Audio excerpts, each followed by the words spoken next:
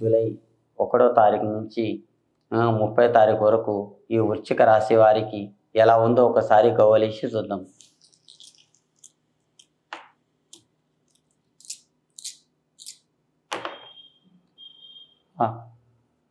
వృశ్చిక రాశి వారికి 1, 2, 3, 4, 5 కూడా బోల్తానే పడ్డాయండి. వృశ్చిక రాశి వారికి వృశ్చిక రాశి వాళ్ళంటే తేలు పట్టినట్టు పడతారండి.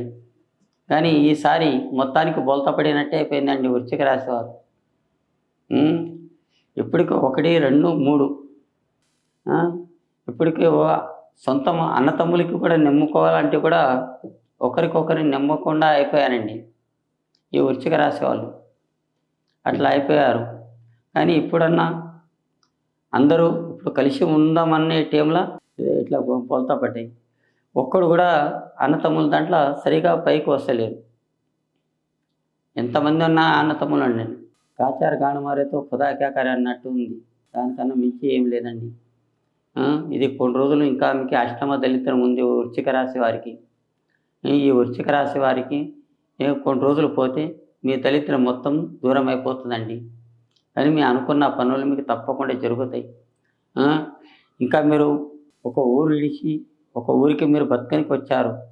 బతకనికి వచ్చినా కానీ మీ ఇల్లు ఒక జాగా పిల్లల ముఖం చూసి ఏదో ఇక్కడ మన పట్టణంకి వచ్చి లేకుంటే మనం పల్లెటూరు ఏదో ఒక ఊరికి పోయి ఇంత ఏదో మనం ఉండడానికి ఒక గూడు కట్టుకోవాలి, ఒక జాగా తీసుకోవాలి, మన ఫ్యామిలీ అందరం మంచిగా బతకాలి, ఒక అన్నతమ్ముల అందరం ఒక జాగాలో ఉన్నట్టు, పాతది ఇడవద్దు, కొత్తది పట్టవద్దు.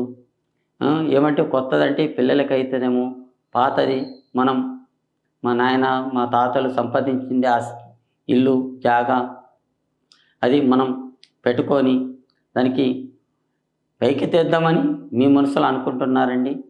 అది తప్పకుండా అవుతుందండి. వృశ్చిక రాశి వాళ్ళు చాలామంది మీరు చాలా తెలివిమంతులు. ఒకరి భేదము బెల్లం పెట్టి మెల్లగా కూర్చుకుంటారండి. మీ భేదము తొందరగా వేయారండి. అట్లాంటి మనుషులు మీరు. కానీ మీ అదృష్ట రేఖ బాగుందండి. అనుకున్న పనుల్లో కానీ చేసే పనుల్లో కానీ తొందర పడకుండా నిదానంతో చేయండి. ఆ భగవంతుడు మీకు తప్పకుండా కాపాడుతాడు. మీ అనుకున్న పనుల్లో కానీ బాగుంది. వచ్చిన కోడల వల్ల కొడుకులు చేతికొచ్చిన వల్ల కానీ వాళ్ళతోటి కూడా మీరు బాగుపడే యోగం ఉంది.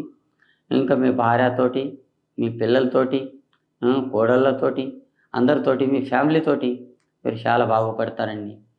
ఏమంటే మీ ఆరోగ్యానికి కొద్దిగా దెబ్బతినుకుంటూనే ఉంటారు.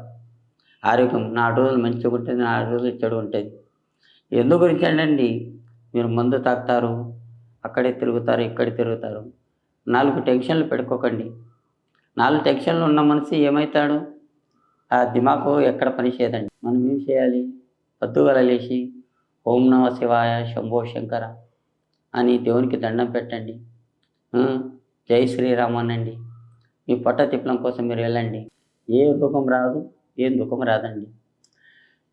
మనం టైంకి టైం పెద్ద పెద్ద ఆఫీసర్లు ఏం చేస్తారు? ఏ టైంలో తినాలి ఆ టైంలోనే తింటారు. 1 గంట విశ్రాంతి తీసుకుంటారు. ఈ రాశి వాళ్ళు అందరూ ఎవరైనా కానీ ఇలా పని చేస్తే ఆ భగవంతుని దయ వల్ల తప్పకుండా మీరు పైకి వస్తారండి. మీరు అనుకున్న పనులు తప్పకుండా అవుతుందండి.